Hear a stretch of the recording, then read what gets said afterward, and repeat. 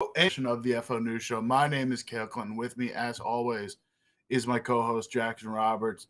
Jackson, 1 week into this playoff, exciting stuff. We're really in the thick of it now, in the thick of the coaching hunt as well. How you doing, bud? I'm just trying to get myself to Saturday, if we're being honest here. I mean, this is a great way to break up the week, but we have 4 exciting games to get to this weekend. I feel like divisional weekend, and maybe the Thunder's been a little bit stolen by the 6-round wildcard weekend, but divisional weekend was always the one I got most excited about as a kid because it's still the wall-to-wall games from start to finish, but you're getting all the 1 seeds back involved. Home crowds really juiced for these rounds of the playoffs. The weather really is turning at this point. It's good old-fashioned style playoff football this weekend. I couldn't be more stoked about it. Sure is.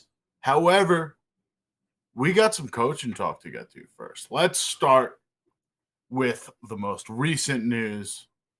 The Los Angeles Chargers opened up first half 27-0. 27-7 at one point. Couldn't hold on to that lead. End up losing to the Jacksonville Jaguars. Comes at a cost. The Los Angeles Chargers have fired offensive coordinator Joe Lombardi and quarterbacks coach Shane Day. Lombardi was with the team 2 years, hired alongside Brandon Staley, and a bit of a meteoric rise in that offense, a huge leap for them. However, major step back, fall from 4th to 19th in offensive DVOA.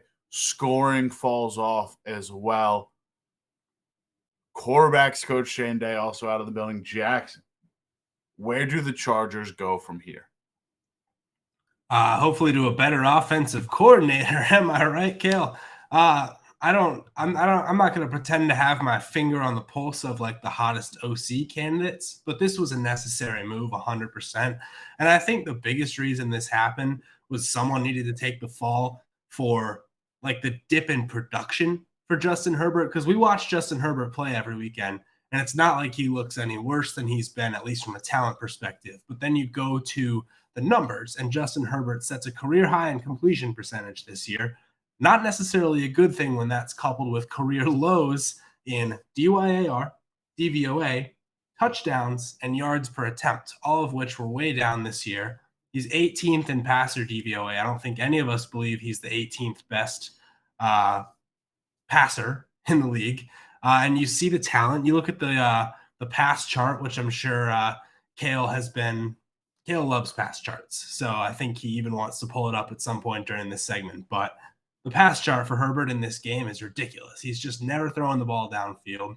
They were the kings of passes short of the sticks on 3rd and 4th down all season long. So it was time to get rid of Joe Lombardi if it wasn't going to be Staley himself. Obviously, this kind of puts them out of the running for like a Sean Payton unless Staley somehow still gets fired. But changes are coming, and I think that can only be for the better. Yeah, I mean, listen, Jackson preempted me on it, but look at this pass chart from the Jacksonville game. So much of Lombardi's offense was based on just moving the ball short. So much of this offense is based on having a running back that can't run and really only runs, out routes and screens. Given the weapons that you have, like you have a 30-year-old Keenan Allen who's the main motion man on all of your plays, limiting all of his downfield play as a slot receiver. There's other mistakes in here. You don't have Mike Williams in this game, but there was just a usage problem.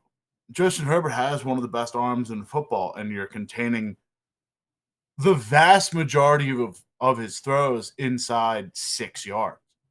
For the skill set that the Chargers had in their offensive roster, and given what they should have had been able to do last year, it's just a bizarre offense that Lombardi ran. I don't understand why it got so conservative and why it stayed so conservative, but it just didn't make sense for this team to continue on. I thought there was going to be, originally when I saw the hire last year, I thought we were going to get a bit of, mid 2010s Drew Brees offense where he's actually striking downfield and there's some pretty good air yards under his pass, but there's still short game, but you kind of get late Drew Brees where everything is, 5-yard slants and comeback routes and, you're not really targeting downfield. You're kind of just marching. You're going pass heavy, but it's really almost inept pass heavy. You can still pretty much cover as a defense cover most of the same way. Never made sense why this team kept operating the way they did. And now it's time to move on. I'm really interested to see who this team ends up going with at coordinator because that's the big thing. Staley was able to hold on to his job despite blowing a 20-point lead because in that first half, he had a really strong defensive scheme. Offensive scheme has never really been strong this year. It'll be interesting to see how Staley handles next season. Kind of like definitely on the hot seat because his job was definitely in jeopardy coming out of this game. But more importantly, I'm excited to really get a look at a, year 4 Justin Herbert heading into a very impactful contract year in a new offense. It'll be fascinating to see. If you're Brandon Staley right now, you're praying that Sean Payton takes one of these jobs that he's interviewed for. Because if he doesn't, if he kind of continues to do the wait and see thing and he's hovering in the background, maybe hoping that your job opens up, you're not feeling very good going into this season. But Sean Payton surprises people, takes the Broncos, maybe the Texans job to work with, a quarterback that is in the ilk of Drew Brees who he thinks he can revive, or to work with a young quarterback that he thinks he can take to the top. That's what you're hoping for, because that's going to be a cloud hanging over Staley's job all year if Payton stays on the market. But obviously, this is still a vote of confidence in him to some extent, because you're saying it's like Ron Rivera in Washington. You're saying, okay, you fire the offensive coordinator who came in with you. Now it's all on you. No more excuses. Get the job done next year. One person Staley will have to look over his shoulder for next year has taken himself off the table for head coaching candidate jobs this year. Detroit Lions find out that offensive coordinator Ben Johnson will be coming back to the team in 2023. He was interviewing for jobs with the Carolina Panthers, as well as already having conducted an interview with the Indianapolis Colts.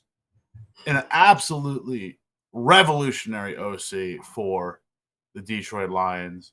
Took him from 25th in the league in points per game to 26.5. DVOA even better, a jump from 29th to 5th. Gets a top 5 season out of Jared Goff. Has a running back lead the league in scoring. Has Amon-Ra St. Brown put up the first top 10 receiver by Detroit Lion since Khalif Raymond, I believe, in 2019. You watch TJ Hawkinson walk and you find multiple replacements behind him. Johnson, just an incredible offensive coordinator and massively, massively important to the rebuild of the Detroit Lions in the effort to restore the roar. Jackson, big win getting this guy back into the building all around, but he is going to be a hot head coaching candidate entering 2023. Here's how you really know Ben Johnson wants to be there. He was scheduled to travel to Carolina today to interview there. Ben Johnson from Charleston, South Carolina. Where did he go to college? University of North Carolina. That is a Carolina boy through and through. Probably had a great chance to get that job. He said, nope, don't want the job in my hometown or my home area of the country. Going to sit this one out. He's given interviews about how much he loves working with Dan Campbell, how much he feels bad if he lets Dan Campbell down in any way while doing his job, even if Campbell will never criticize him for it. He's 36. He's still got plenty of years ahead of him to be a head coach. Thinks they're building something special. Who am I to disagree? Completely agree they're building something special. I will issue a brief correction, Cale. Jamal Williams did lead the league in rushing touchdowns. You know who led the league in total touchdowns? Austin Eckler, the back we just trashed and said doesn't do enough on first and second down, which is true. but you're still getting all sorts of touchdown production out of him. So return to the last story, some more things for the offensive coordinator to figure out in Los Angeles. But boy, what a coup for Detroit. I mean, this is something that you could have never dreamed of a few years ago, or even last year when they were starting the year out 0-10, 0-12, something crazy like that. I mean, big win. I think the biggest change that I sort of recognize is, you look at social media sentiment. It's a small thing to look at, but it can be important in a digital age.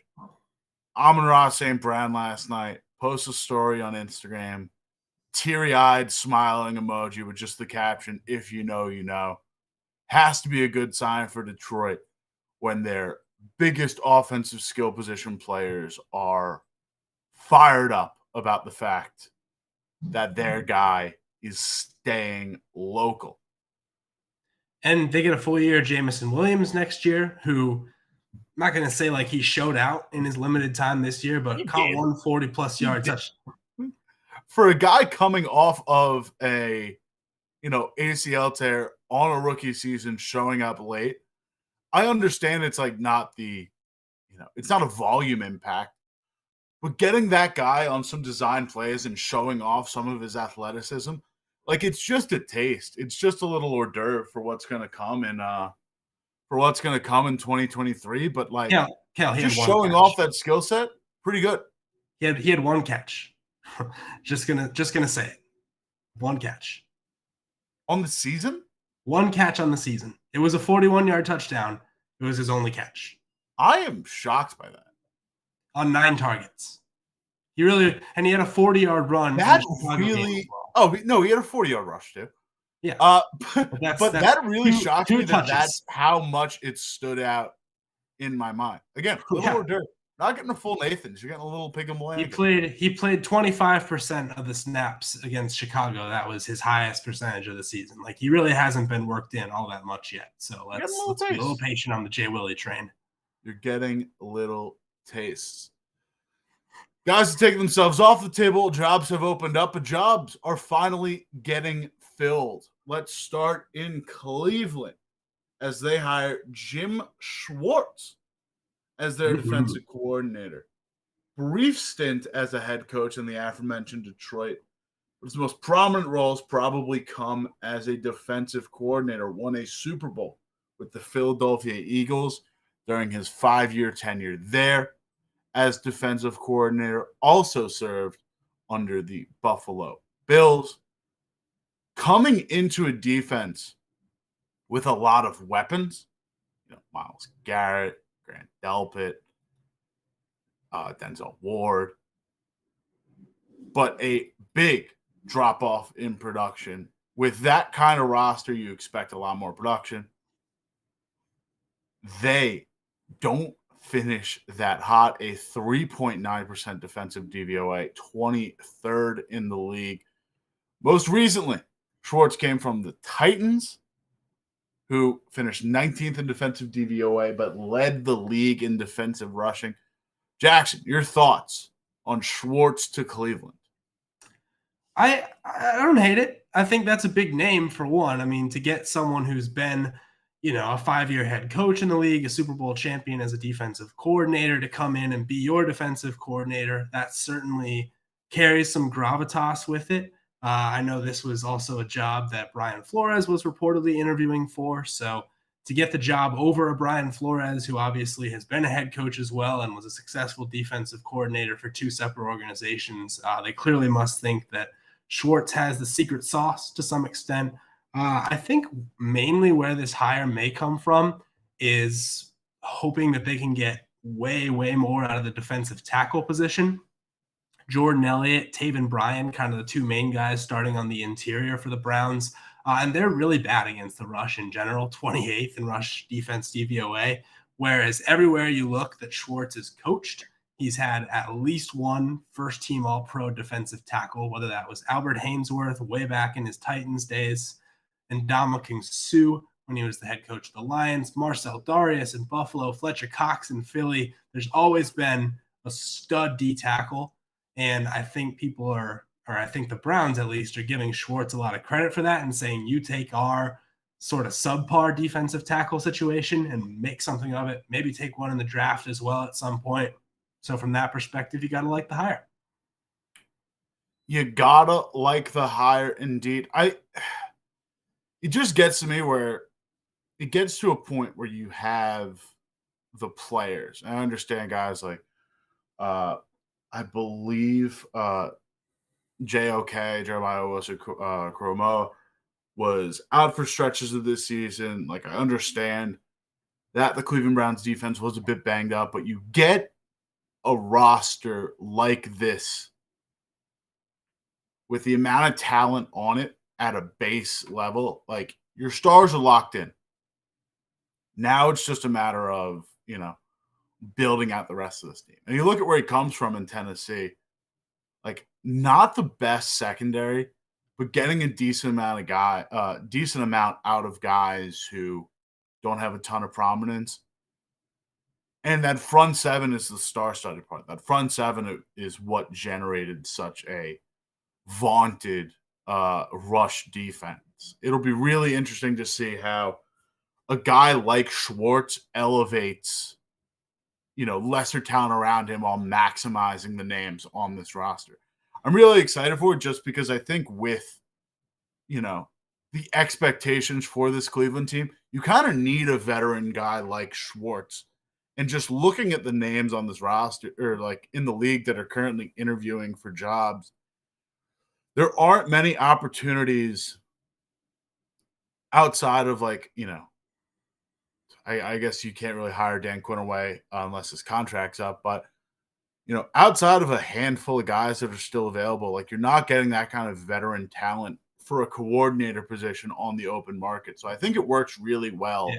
Dan Quinn's hiring he's interviewing for head coaching jobs too. So he's not taking another coordinator job unless something crazy happens. Indeed. Yeah, I think you just have to be excited too, because he's an energy guy. He, not to say controversial, but like, you remember the handshake flare up with Jim Harbaugh. Like, he's always been a fiery guy. And I think that attitude translates to a veteran team with some stars on it who expect better out of themselves. And I think as you mentioned, there's a lot of talent in this secondary that, 16th isn't horrible for a defensive pass DVOA, but I still think you can get more of it when you have borderline all-pro guys like Ward and Delpit back there. So just all around, kind of the chip on the shoulder mentality that I think Schwartz brings to your locker room is going to be of crucial importance to this Browns team. Moving on to Arizona, where we had our first general manager hire, Tennessee Titans Director of Player Personnel, Monti Ossenfort. He's a former director of college scouting for the New England Patriots, was a part of 4 Super Bowls there across his entire tenure, which is broken up over into 2 stints. Also, in the scouting department for the Texans and Vikings. What I find fascinating about this hire, Jackson, it's not the best track record if you're looking exclusively from a college standpoint. Ossenfort is really able to hit on some low late round talent. He had a lot of success in Tennessee, landing undrafted free agents like Nick Westbrook-Akine and Tierre Tart.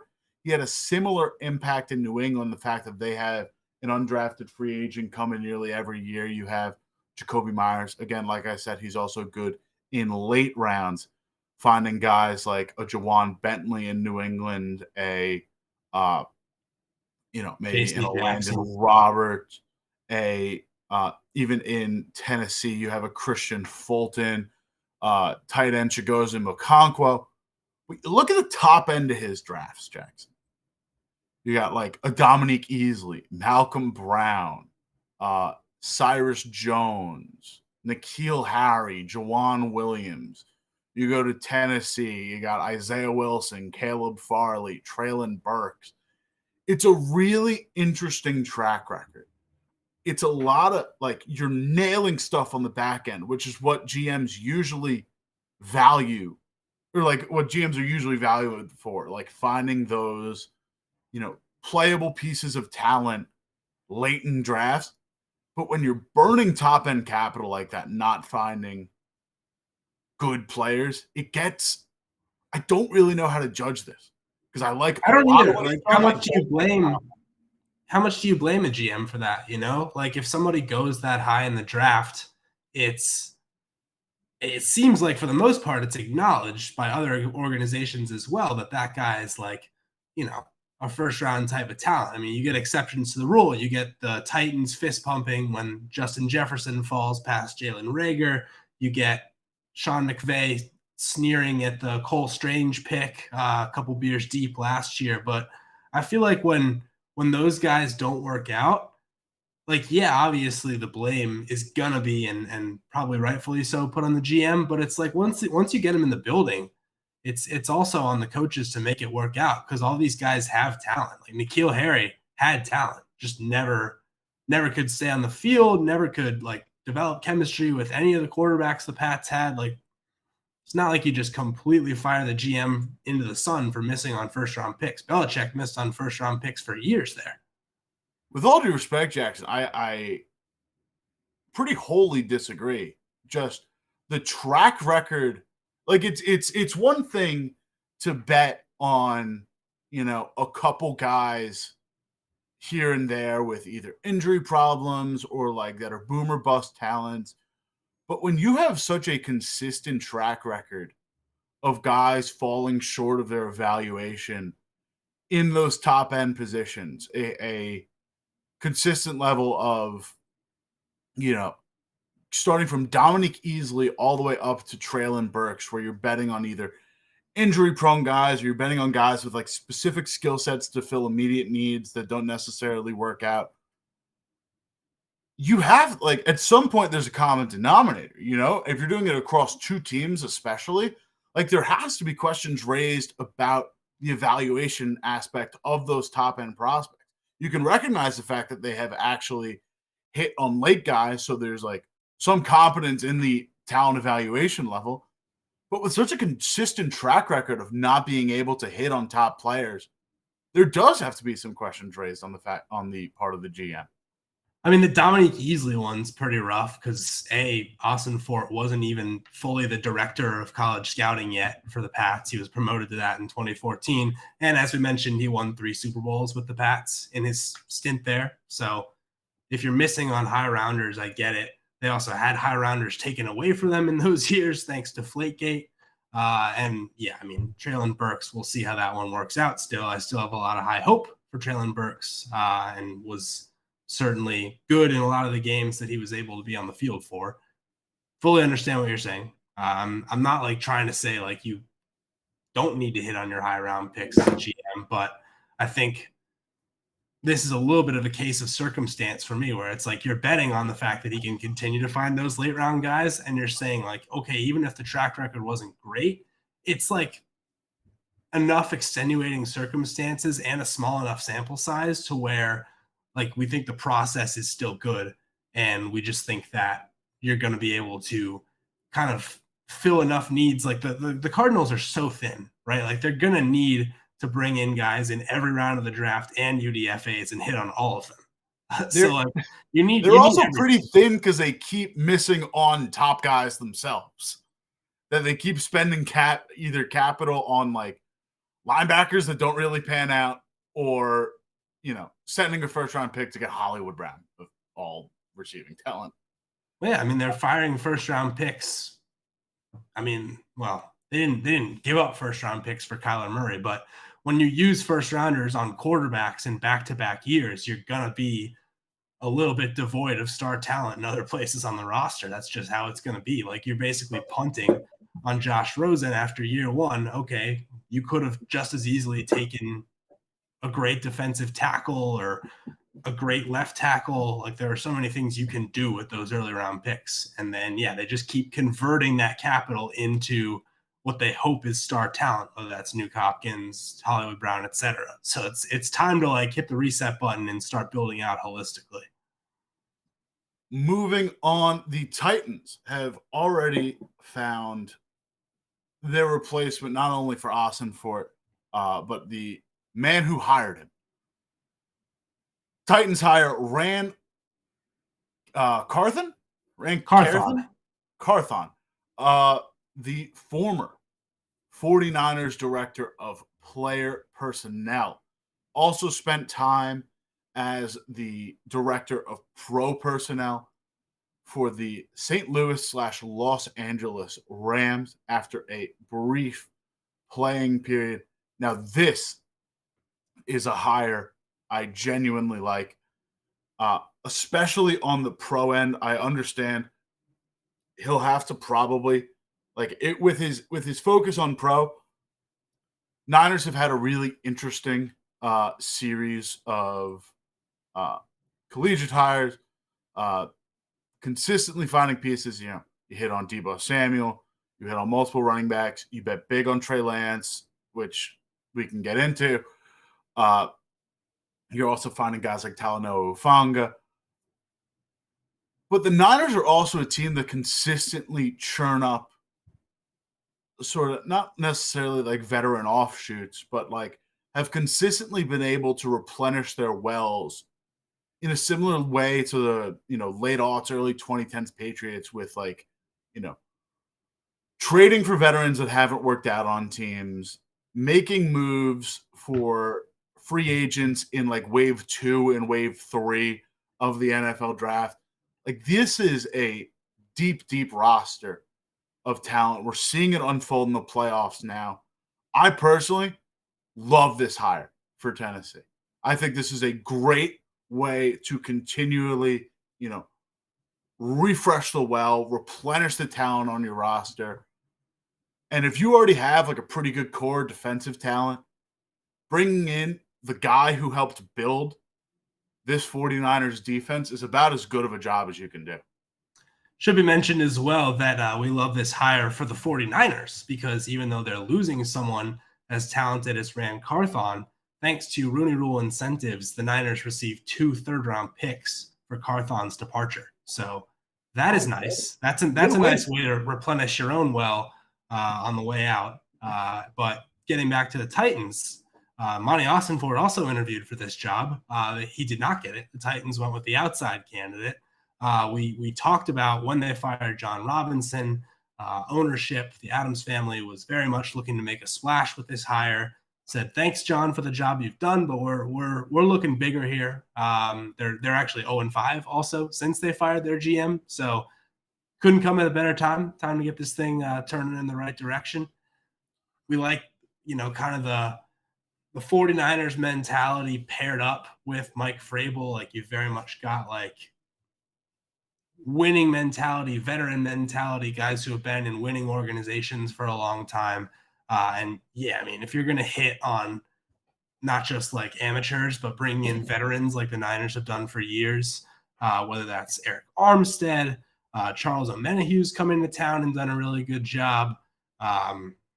They just continue to find like Emmanuel Mosley. These guys all come in with different pedigrees from other organizations and do a heck of a job. Tashawn Gibson's even been really good this year, Cale. 11th year out of Wyoming, 32 years old. And all of a sudden, Tashawn Gibson's playing at a really high level at the safety position. I'm genuinely excited about this Tennessee Titans team next year for the first time in a long time. In the sense that, I feel like you've always found a way to like outperform in a bad division, talk about the Titans winning that 1 seed in 2021, giving the Bengals a bit of a path. If you're able to like it's very contingent on what they do at the offensive coordinator role. But given this kind of hire in the front office, I'm really excited to see what they can build out. Absolutely. I mean, I think you just continue to like stockpile assets down the road. The Titans are obviously a team that, they traded AJ Brown, so they'll continue to get assets in return for that. And they have a lot of cap space because, again, they didn't sign AJ Brown. Certainly be interesting to see like what becomes of the quarterback situation, and that dictates a lot of what's going to go on.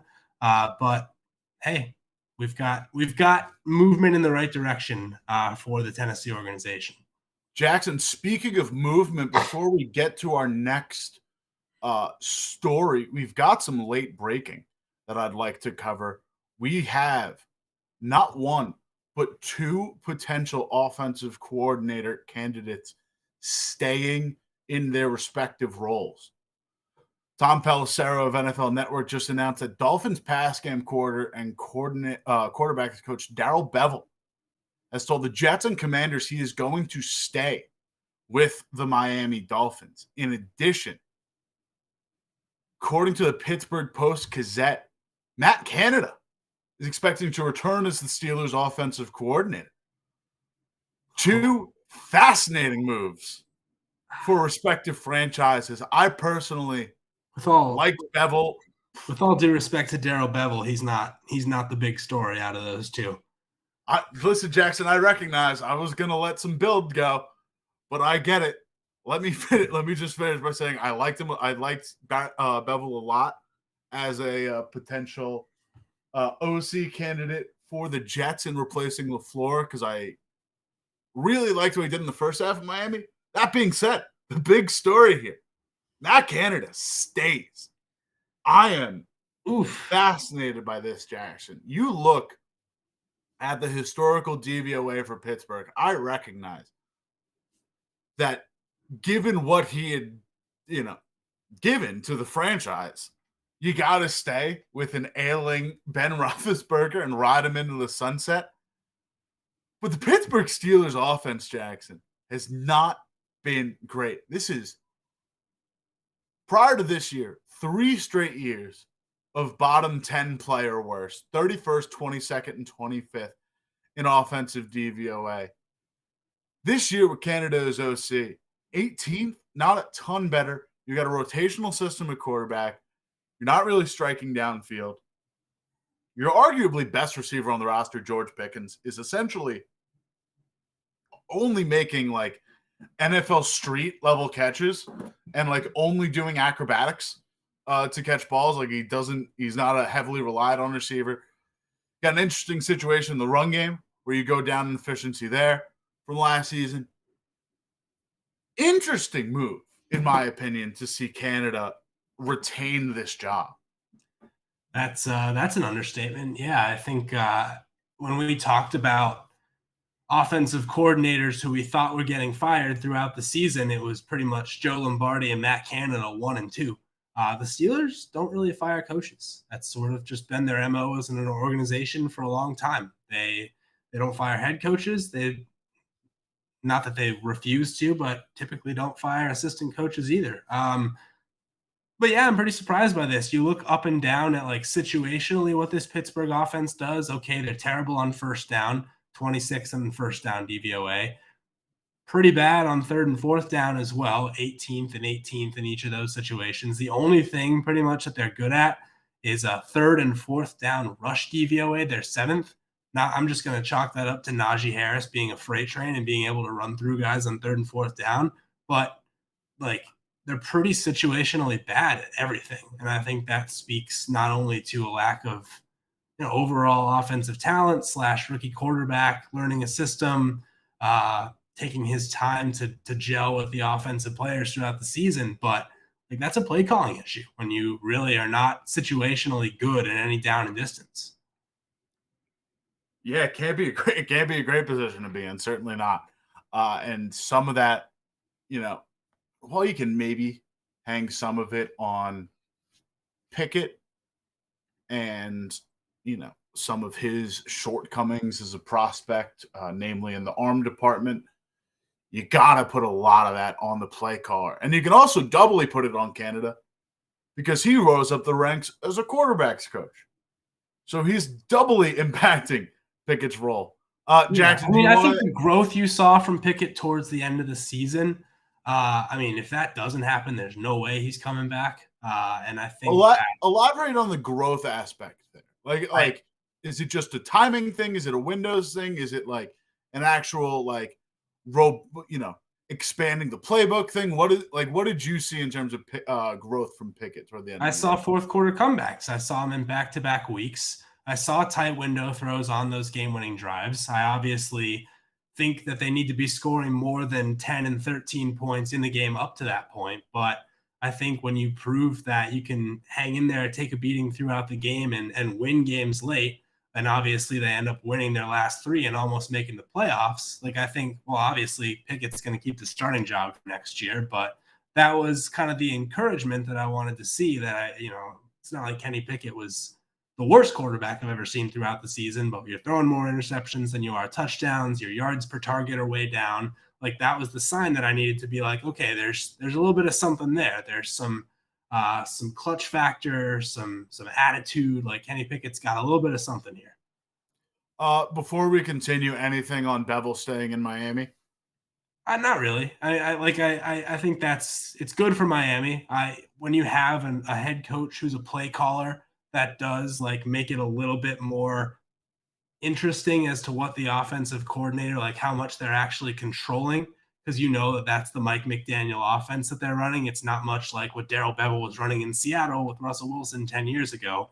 But veteran guy who knows offensive talent, good to pair like one of those veteran coaches with a young first-time head coach, I think. So I like the continuity there. It's I think a good hire in this, or like a good retention, because the two things that Miami, like the storyline headed into this offseason, is that Miami for 2/3 of the season had one of the most explosive pass offenses in the league, and you saw a massive leap in play from your quarterback that had admittedly a ton of question marks on him. And now you keep your pass game coordinator and you keep your quarterbacks coach. That is, keeping that guy in house who, a lot of credit will go to McDaniel, but who's at least partially responsible for this. Good move. Speaking of retention, you talked about last week. There was a little bit, question marks surrounding Los Angeles Rams head coach Sean McVay. There was some speculation of stepping away from the game. There were some signs of him potentially stepping away from the game by telling his staff to be open and actively searching for new jobs. Turns out Sean McVay will return to the Los Angeles Rams in 2023.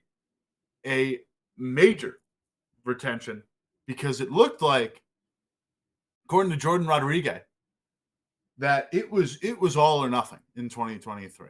The two main plans for this Rams team were A, treat this like it's 2021, go all in for a 1-year boomer bust thing, or if McVay leaves, Les Snead could easily, just as aggressively, go the other direction and start really putting the tank on this thing. Got to be good for Rams players and Rams fans alike that they didn't go in the latter direction, and that McVay will be back to coach this team in 2023.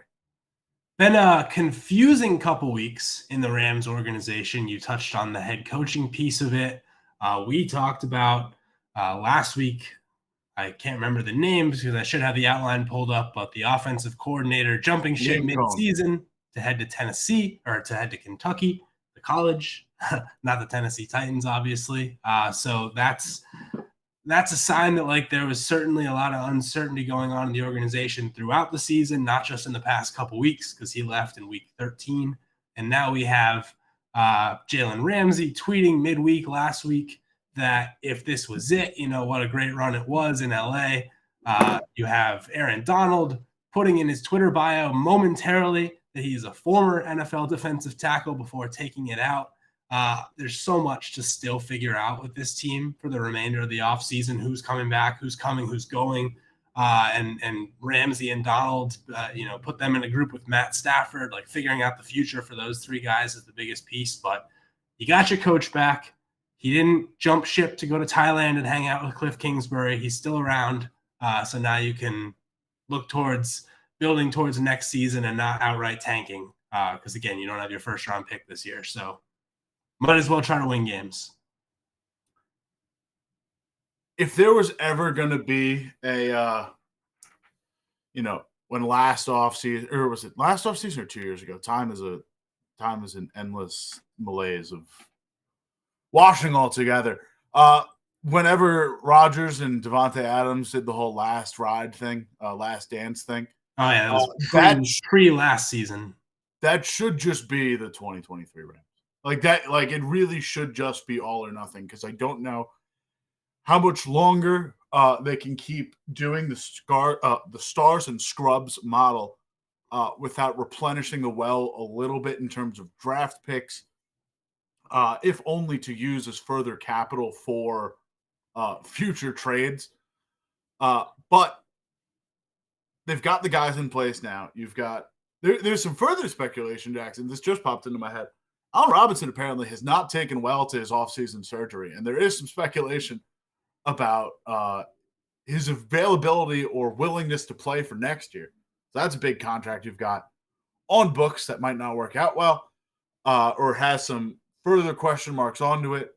So there really is a sense of desperation, feels too strong a word, but an urgency to being competitive immediately next year, and a sort of finite timeline in that urgency, where after next year, you got to wonder how much this team has left in the tank before really going to restock the shelves. Yeah, I mean, if you have an offense next year, I mean, take Allen Robinson out of it, but if you have an offensive skill group built around Cooper Kupp, Cam Akers, Tyler Higbee, like there's much worse situations around the league. So, you bring back a healthy Matt Stafford to spread the ball around to those guys, like there's going to be points in that offense. Maybe they're not going to be top of the league, but there's going to be points. I think it comes down to what do you do with the O-line and who's coming back on the defensive side of the ball. If it's Ramsey and Donald and a bunch of other guys, then you might be all right. Bobby Wagner, second team All-Pro this year. So there's talent there, even if they are, as you mentioned, extremely thin. But if you're losing Donald, Ramsey, or both, then you're going to have to start really, clipping at the margins to try and fill out a defense that can keep you in games, because those guys are superstars. Wagner might have gotten second team All-Pro by name recognition. That's leading the league in tackles, did he not? I mean, he's pretty dang good. He's not Legion of Boombox. He was leading or second in total points saved, the linebacker position too. So it's not like he's just name recognition only. He had a great season. Moving on to the head coaching, Jackson. We still have yet to see a head coaching hire.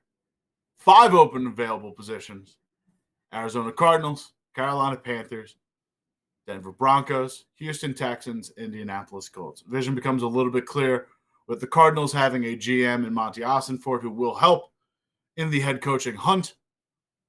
The rest of these pretty wide open. Jackson, where do you want to start breaking these? Yeah, I think we go a little team by team here, because we have the lists, and our viewers can see them on screen during this segment as well. We have the lists of who is interviewing for what job.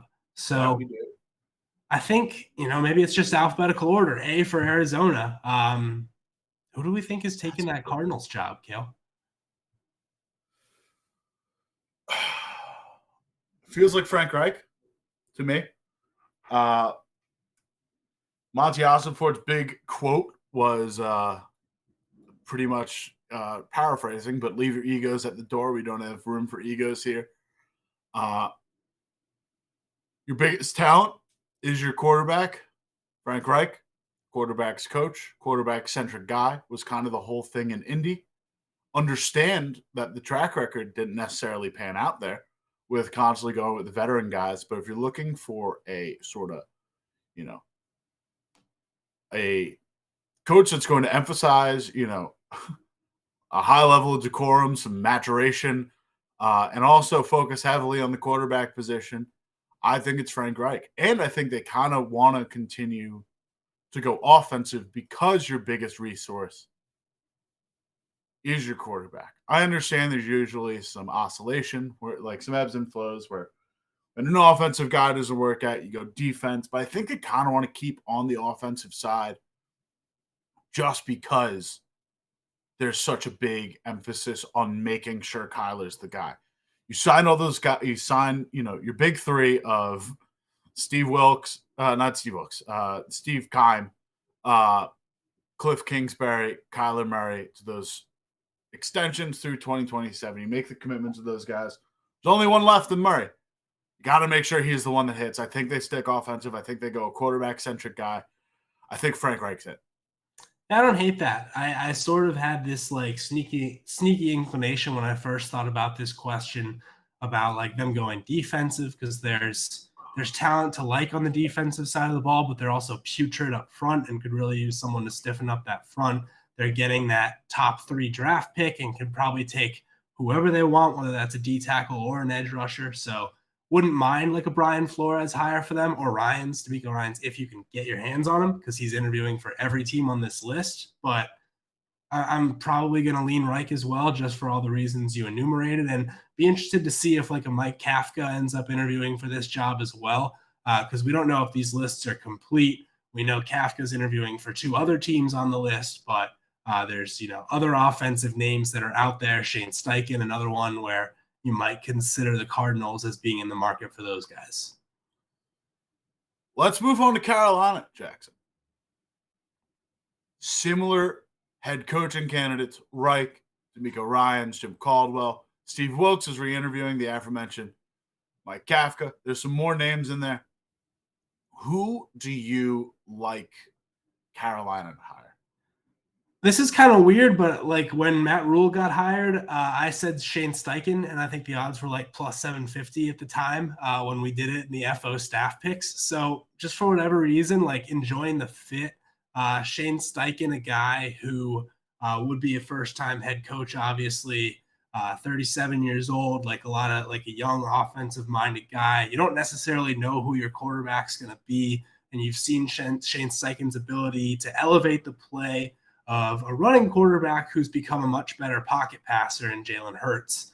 So you feel like that's somebody who can work with a quarterback of multiple skill sets. So whether that means you are starting next year with Sam Darnold, whether that means you're getting some Matt Corral games in there, and whether that means you're drafting a quarterback, like I feel like Shane Steichen can work with anything. So he's my guy for them. I really like the turnaround they did with Steve Wilks. I feel like if, it is so hard for interim head coaches to get the job after. And like the only 2 on like top of mind for me that have happened in recent memory are like Freddie Kitchens and Jim Tomsula. So it's a real eclectic group of names to be a part of. But I like Wilks. If they can get D'Amico Ryans, though, I mean, like this defense is nuts already. It's a good point. You got Brian Burns, you got Shaq Thompson, you got a pretty good like set of secondary guys, and Rocky Sin? The cornerback is now escaping my mind right now, who was drafted like in the 2021 class. JC Horn. JC Horn, yes. Like a really strong, and you got like, even guys like this front office has been able to find defensive guys off the street like a Frankie Louvu. I think they can really make massive strides if they go the defensive route. I think if of any of these jobs, if Ryan's prime candidate for all of these, I think he should go to Carolina. That's just like a personal thing. Denver's the most appealing, but I think they go. I also think they stick offensive. We'll get to Denver next. But I think of these jobs where you have like pretty much a blank canvas with all the art tools at your disposal, Carolina's calling your name. So I don't hate either Wilks or Ryans for them. And in fact, I kind of want Wilks to get the job because not only did he do a good job as the intern, but he was the coach who got completely screwed over by the Cliff Kingsbury hire in Arizona. So a bit of a full circle moment there. Be nice to see him get another legitimate shot at being a head coach. I don't know. I just have this weird feeling that they go offense because I feel like they have the defensive side of the ball somewhat figured out. And so does the Broncos, who we'll get into next. But I don't know. I just have this inkling based on nothing because I'm not an NFL insider. But I sort of feel like Carolina needs a little shot in the arm on offense. I agree, but I almost think they go the opposite direction where it's just like lean to your strengths. Like dance with the girl that brought you. Like really lean into, what you got on the roster already. Don't require a ton of rebuilding and defensive guy like that might bring in some experimentation on the offensive side of the ball. Might bring in a bit more of a, experimental, new agey hire. It'd be really interesting to see. But let's go to Denver because they feel like Carolina on steroids a little bit, where it's like offense was by far the biggest concern. Defense was by far their strong suit. But at the same time, like in the inverse of Carolina, like rising to the occasion toward the end of the season, staying in that playoff picture, Denver's defense all out quit toward the end there. Like they didn't have a playoff shot like Carolina did. I know that, but they there's a difference between, kind of going through the motions and like actively giving up, which I feel like Denver did at point down the stretch there. Sean Payton, top of mind there. D'Amico Ryans as well. They're also interviewing Dan Quinn, Giro Avero, David Shaw, Raheem Morris, Jackson. I hope they go with Avero. I feel like this might be a Dan Quinn spot. This is my D'Amico Ryans spot, actually. Really? He's going somewhere. I think D'Amico Ryans sees this defense and thinks like I can win with just this defense, and I can, bring in someone or find someone to make this offense not the worst at scoring points in the league, because that's really all they needed. If this team had scored 19 points a game instead of 15.5, they're probably 9-8. Like that's how close it was, and that's why it was such a disappointment.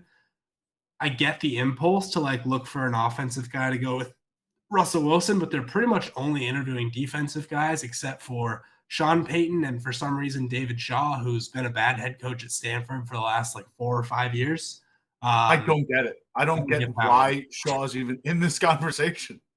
I don't either, because I grew up a Stanford football fan. Whether it was Toby Gerhart days or Christian McCaffrey, Andrew Luck in the middle there, like I loved Stanford football. And for the past 4 years, I haven't even been able to watch their games. So David Shaw, could have taken this opportunity 4 or 5 years ago, but not sure why he's a name that's in the discussion this time around. Would love to see D'Amico Ryans take this job, because I think this could be like a top 2 or 3 defense all year long if the offense is able to keep them competitive. And so you bring in, some young quarterbacks coach to be a first-time coordinator who can re-energize and draw more creative plays for a Russ Wilson-led offense. And I think you're looking at something pretty good there next year. My issue with the Avero hire, or not the Avero hire, the Ryans hire, is that, guys borrow from the teams they came from. You look at the last defensive guy to leave San Francisco and Robert Saleh and how much he took of the 49ers offense. I don't think the 49ers offense works for Russell Wilson. I think despite the fact that we're saying that Denver will likely go defensive, I think you really need a commitment that no matter who you hire, in the same way that the Cardinals need to go all in on Kyler, the Broncos really need to go all in on Russ. And it's the reason why I'm holding out that they might go offensive, because you really need a guy to work a Russ system. And I don't know if a Shanahan-esque offense with how much reliance on over the middle balls there is. I don't know if hiring a guy who will likely pull from the Shanahan tree makes sense for a Denver team with Russ as the quarterback. We'll see. And this would have been my Sean Payton team. I just don't think any of the openings are good enough for Sean Payton right now. I think he was waiting out that LA job. Oh, you disagree? We'll see. Next team. Houston Texans. Yeah, no, I don't see it. Listen. Leadership guy, a guy of the ilk of prior Houston hires who, like, listen, there's only 3 guys in football right now, probably only 2, in Bill Belichick and Andy Reid, who are capable of handling the general manager and head coaching responsibilities. Like, Peyton's one of those guys. I think they, in a culture shifting move, really try and bring in Sean Payton, like a guy who can reinvent the team, really like expedite a turnaround. If the cost is the number 2 overall pick, I am much more hesitant to do it. But if the cost is, like, if they're willing to take 33 overall with a future third and like can get up in like the the Spiel Fitz points chart and build a equivalent to a first round pick out of day 2 and day 3 picks, or day 2 and future picks, then I'd absolutely lean Peyton, because you got, like, this is all contingent on Texans still potentially having the number 2 overall. In that case, you've got, at least one franchise tackle in Laramie Tunsil. You got a rookie quarterback coming into the building. You've got some level of offensive talent in your running back room. I'd argue in your wide receiver room as well, with Nico Collins being your headliner. You're going to get picks for Brandon Cooks when he is inevitably traded. I think Peyton's your guy. I think you've got enough on the defensive end, talent-wise, where it can be a secondary concern, and you can trust that Peyton will bring in talent to that department. I think the Houston Texans are the only team in the absolute dregs of the league that really need like a defibrillator level jolt. And I think Peyton is that jolt to a franchise basically on life support as is. Yeah, I just don't think Peyton is interested in that kind of project. He's actively said, "I will take the Houston Texans job." That is a verbatim quote. It's a verbatim quote. All right. I don't know. I don't know if they're willing to. It'll come up, I suppose, to whether or not like they can put together a package for him that both teams are willing to live with. So from that standpoint, like if it works out from a transactional perspective, then I have no issue with it at all. This is my Mike Kafka team. I just think that I agree that they go offense, and we've seen what Dable has done to give a jolt to Daniel Jones this year, but people are starting to think like, how much of a role did Mike Kafka have in that? I think some team goes, we are going to give Mike Kafka a lot of credit for it, and we think he can do the same for our quarterback, whoever that ends up being. And in the Texans case, that probably ends up being Bryce Young, maybe CJ Stroud. And I like Kafka paired up with the rookie quarterback. I don't hate it. I definitely see the vision there. I just, I think it's a difference between like, doing some home renovations or gutting a house. I think the Texans are in need of gutting a house, and I think Peyton's kind of the guy. Kafka just like, it's a little too small for me in just the scope of the project. I don't see, like he's what specific role for the Chiefs right now? A quarterback's coach? Or no, he's the Giants offensive coordinator. Yeah. By the way, Peyton still feel like that's stable.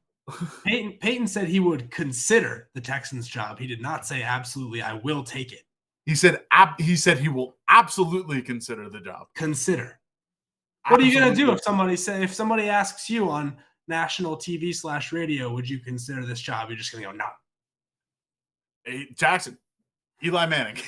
Like, it's like pull an Eli Manning draft card and just say, I will not take this job. People have done that. Like, people have denied jobs in the past. But you're not going to do that. You're not going to do that because then you lower your stock for other teams too. Your price is still high. They've got to come get you. Let's move on to Indianapolis. This is the biggest question mark to me.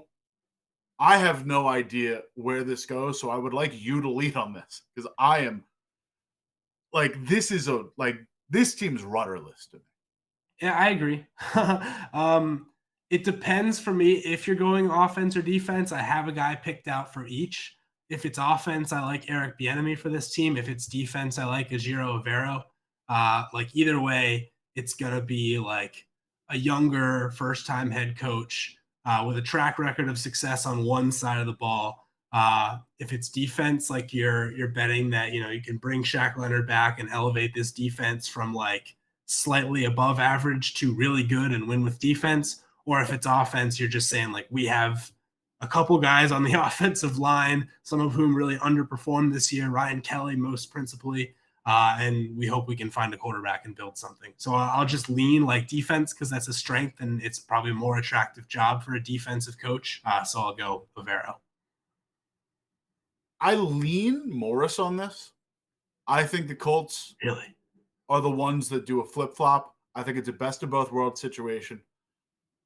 Morris has former head coaching experience serving as the interim head coach for the 2020 Falcons.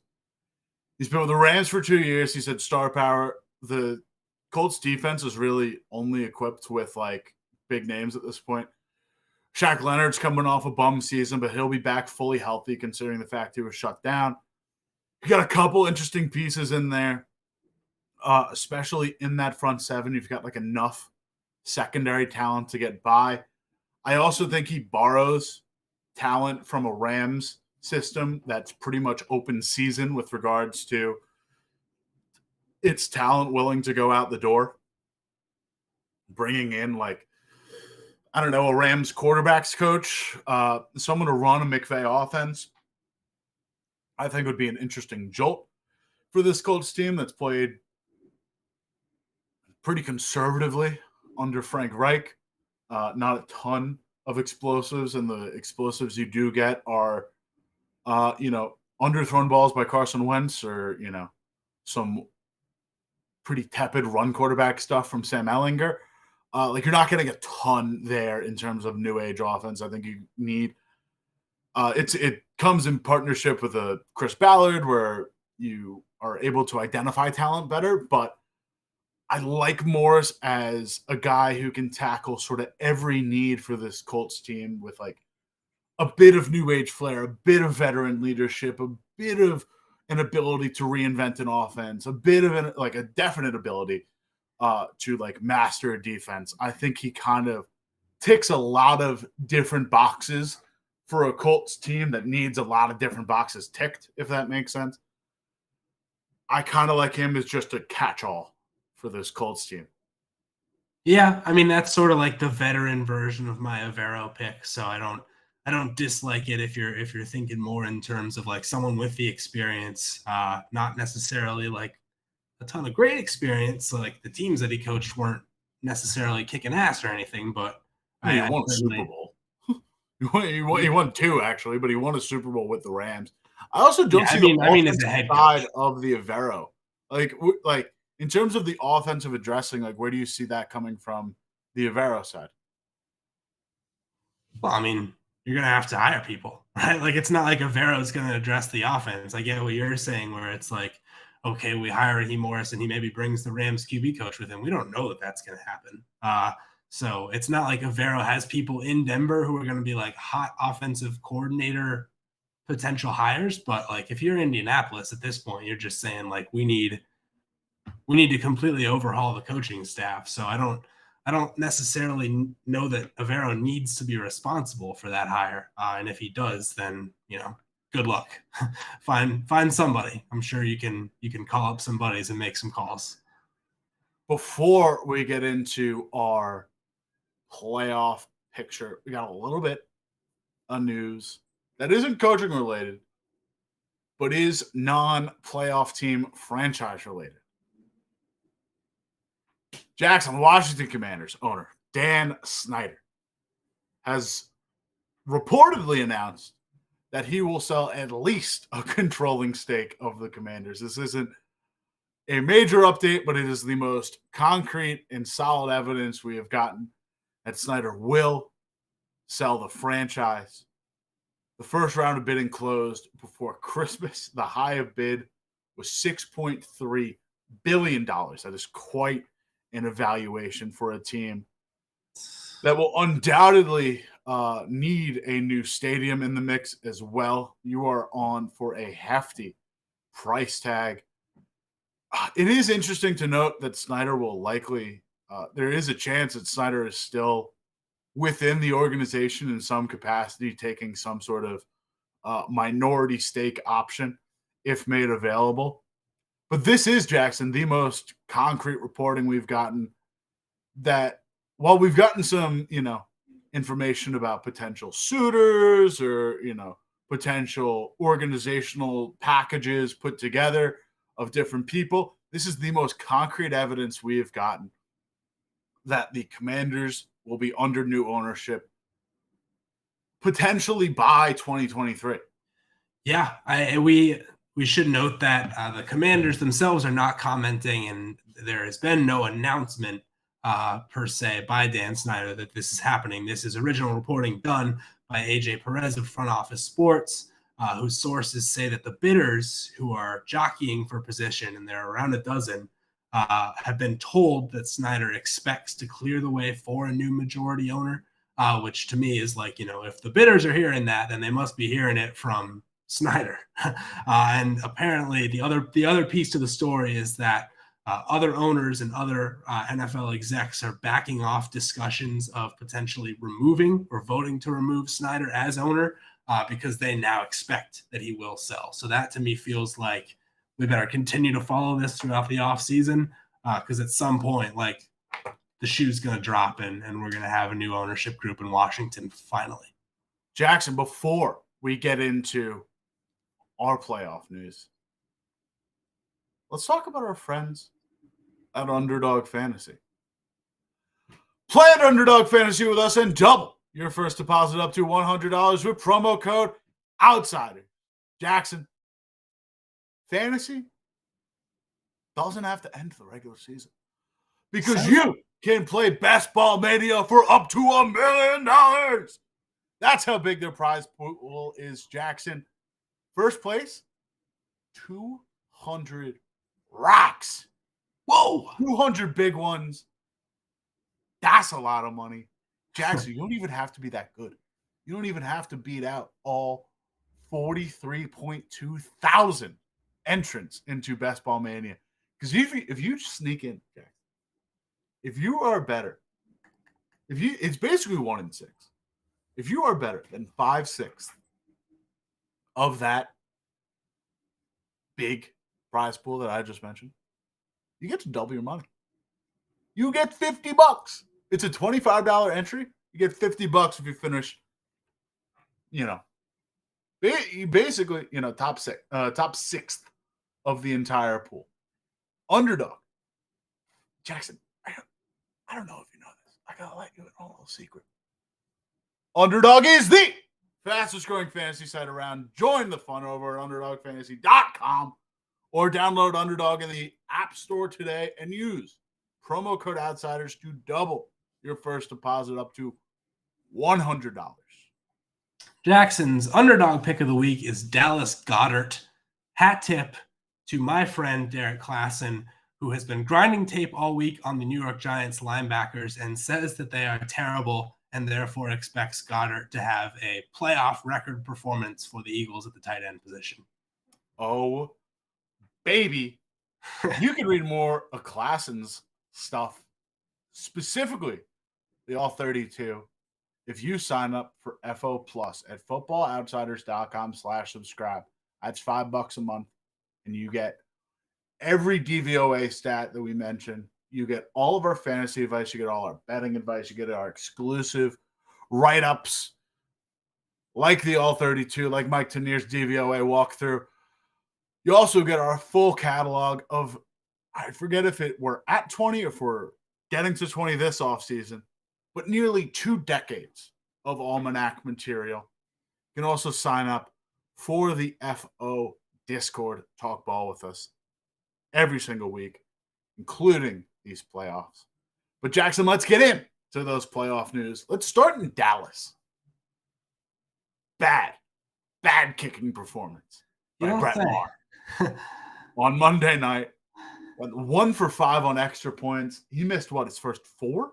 Or he missed 3 of his first 4? No, he missed his first 4. He missed his first 4. Thank you. First kicker since at least 1960, Jackson, to miss at least 4 extra points in a game, let alone a playoff game. Thank goodness it didn't matter for him. But Jackson, Dallas holding on to it because he, outside of a little slip up in Monday Night Football in the playoffs, had been automatic prior to this season. Did not miss an extra point in the regular season. Believe he had missed 2 field goal tries inside of 50 and was 9 for 11 on 50-plus kicks. Was really strong for Dallas prior to Monday night. Do you like the move? I don't like who's out there right now that you're going to be so sure about as a kicker. You know, like it's at this point in the season, Roger Sherman of The Ringer had a good tweet about it where it was like, if you're the 33rd best kicker in the league right now, are you like kicking yourself at home going like, oh, I waited for a job all year and now finally this happens and it's too late to sign me? Like, I think the coaching staff is saying the right things. Specifically, special teams coordinator John Fassel is getting real granular with it. He says, quote, I believe in the hot hand and I believe in the yips. Absolutely. And, you wonder sometimes how you get into the yips and you wonder sometimes how you get back into the hot hand. I think it's stepping up to the line and shooting that thing. I expect a hot hand coming up in terms of Brett Maher. So I like it. Not doing the Ted Lasso, not afraid to say the Y word. He says, you know what? My guy had the yips. He's going to overcome his yips. Time to make everything against the Niners. Yeah, it would have to be a full outside hire.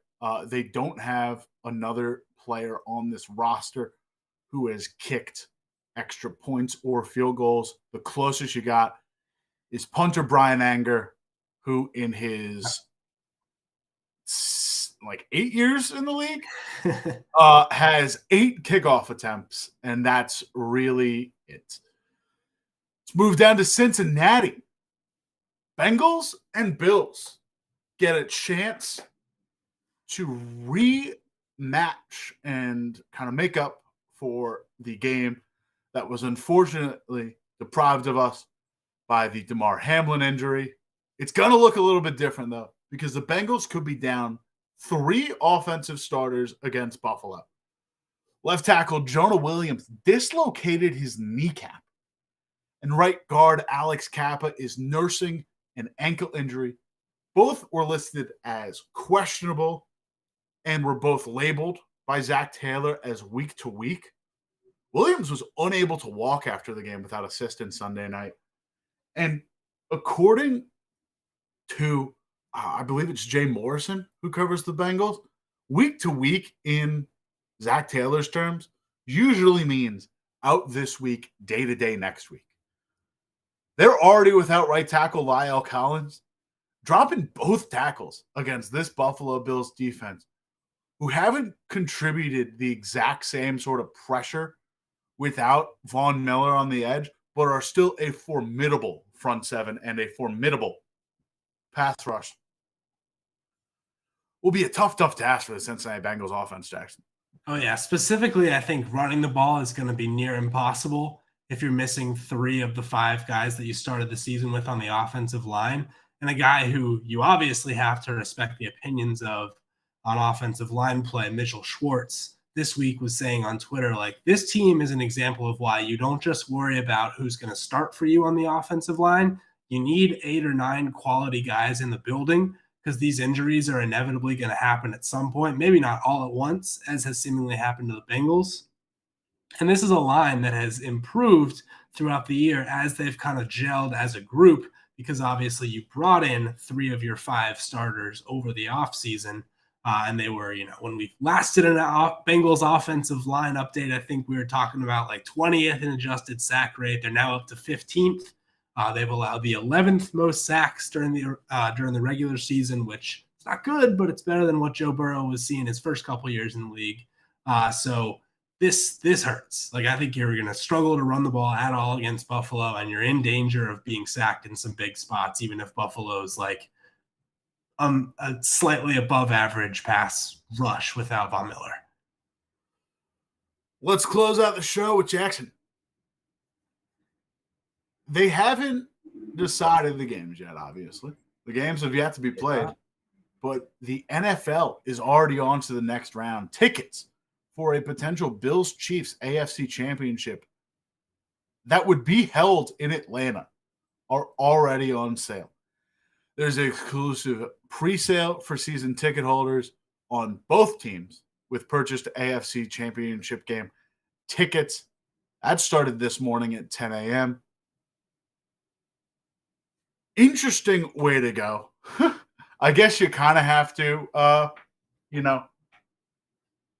assume or like just kick things off because most of these tickets would already be sold if they were played at their typical locations. But you got to do a little bit of extra planning now because the league has altered the schedule a bit. A bit is an understatement, obviously. Yeah, I'd say so. This, I guess, is like you said, something that had to happen. But boy, what bulletin board material for the Jags and Bengals this week to say, wow, look at this, boys. The league is already assuming you're not going to be in that game next week. It reminds me of the Bill Belichick speech where he talked the Patriots through the entire Eagles Super Bowl parade plan right before they played them in the Super Bowl in 2004. Like, this is just laying it all out there. Hey, NFL is saying you guys are done, and we're playing this game in Atlanta next week. So look for either the Bengals or the Jags to crash that party. I pick the Chiefs and Bills to meet in that game, but don't be at all surprised if there is indeed an upset. The offensive line stuff really throws a wrench in the Bengals' plans. There's still a small part in me that, like, there's always some weird stuff that happens in the divisional round. It feels like there's one game every year where it's like, how did that happen? How did the team that we expected to run chalk through the rest of the postseason collapsed right there? I'm not gonna outright say that it's always been the Jaguars, but I'm close on knocking on that door.